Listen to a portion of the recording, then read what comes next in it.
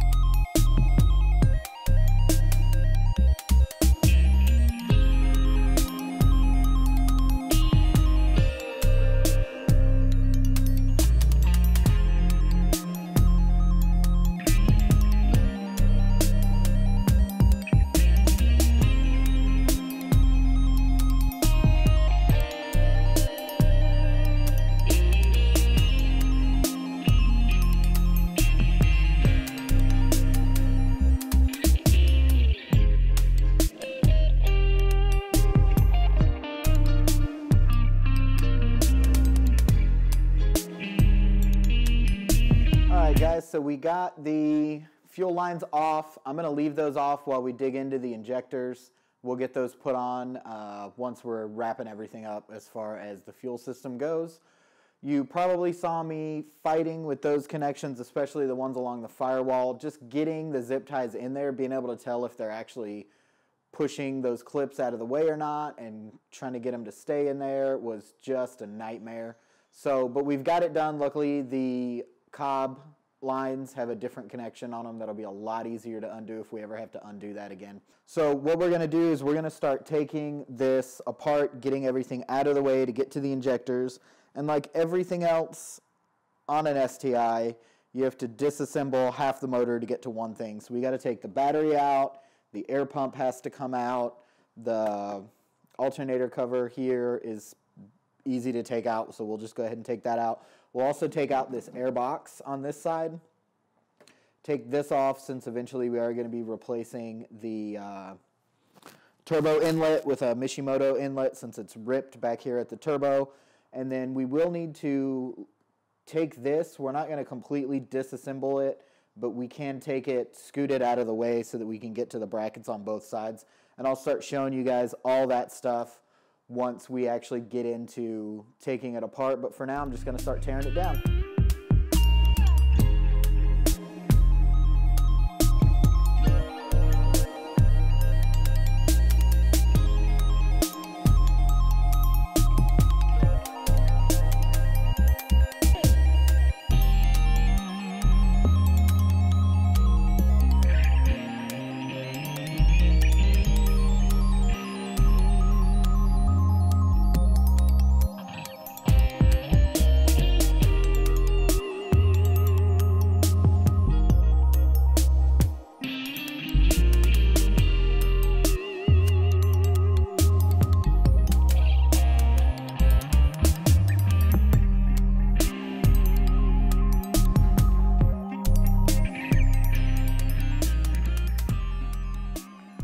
So we've got the battery out, the air pump out, and the bracket that the air pump sits on. We've also got out the air box. I haven't messed with anything else on the other side because I want to dig into this first side. So there is one bolt right here. There is another bolt somewhere in there that I'll have to dig into. I don't know how well you guys can see what's going on in there. And then there's one bolt way back in here, and it looks like it is going to be behind maybe this TGV motor. But like I said, we'll see when we get in there. So that's kind of where we're at right now, and I'm going to dig back into it.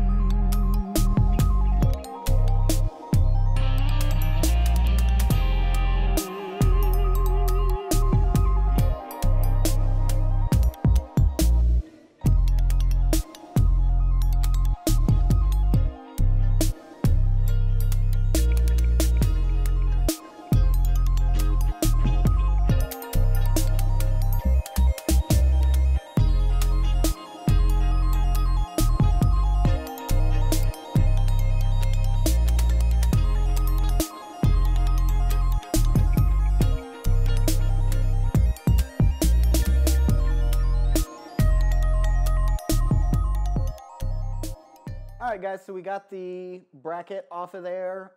You actually don't, I was wrong, or whoever told me online was wrong, whatever. You don't actually have to take the TGV motor out. You can see it's back here. It's really hard to see. I can't really get the camera down in there. But there was a bracket on the front here, right in there. There's a bracket down a little lower. You can see down through here, in there. And then there's one on the back, and that's the one that's really hard to get to. But I was able to get the socket with a medium, or the smallest extension I have on there, and then a swivel head to break it loose. And then it was just a matter of threading it out with my fingers and then fighting with the bracket to actually get it out. So the next step is going to be to get in here. These two bolts right here, there's one here, and then I don't know if you can see it, if I get the camera right. There's one here and one here. We'll take those out, and then the rail will just slide up. We can take the injectors out, make sure we got all the O-rings, get the new injectors in, and then I'm also going to do one-step colder plugs. I don't know if I mentioned it before, but I'm going to do one-step colder plugs, so I'll go ahead and do the plugs as well. And I've got them covered up, but the plugs are right down there. So we'll do plugs as well, and then once we've got this side done, we'll jump onto the other side, do everything, and then I will be putting the battery back in just to leak test everything, turn it on, prime the pump, make sure that everything's running correct before I start bracketing everything else back up.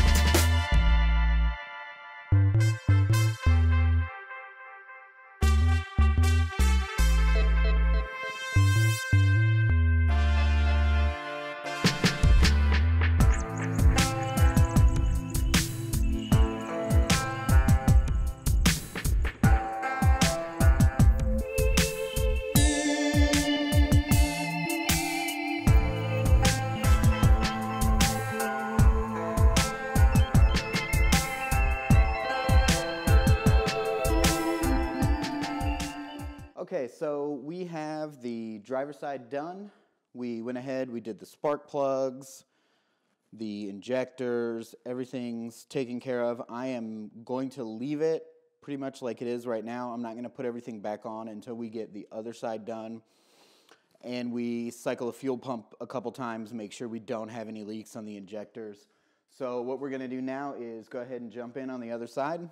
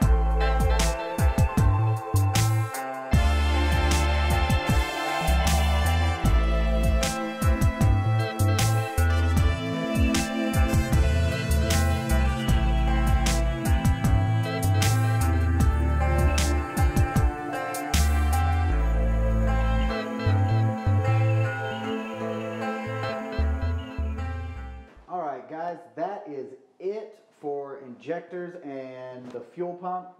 I went ahead, plugged the battery back in, cycled it a few times, pump pressurized up. Also checked the injectors and checked the pump for leaks. Didn't see any leaks. Let it just sit for a little bit on. All the injectors look great. The pump looks great. I'm still debating on whether or not I want to put the brackets back on. I think I'm going to try, at least on the passenger side, because it does hold the coolant tank reservoir and it holds one of the brackets for the intercooler to keep the intercooler in its spot. And while both of those are mounted in other spots as well, I really prefer, if I could, to get everything bolted back up right. On the driver's side, it doesn't hold anything. I probably will try that one, but if it doesn't go on very easy, if I'm having to push and pull a bunch of different stuff, then I may just leave it off, button everything else back up. So the next thing that we've got to do is this guy right here needs to come off. It's ripped at the mouth. I've got the new Mishimoto one in, so I'll do that. And while I'm there, I'm also under here is the electronic boost controller. I've got the Grimspeed 3-port, so I'm going to go ahead and put that on as well.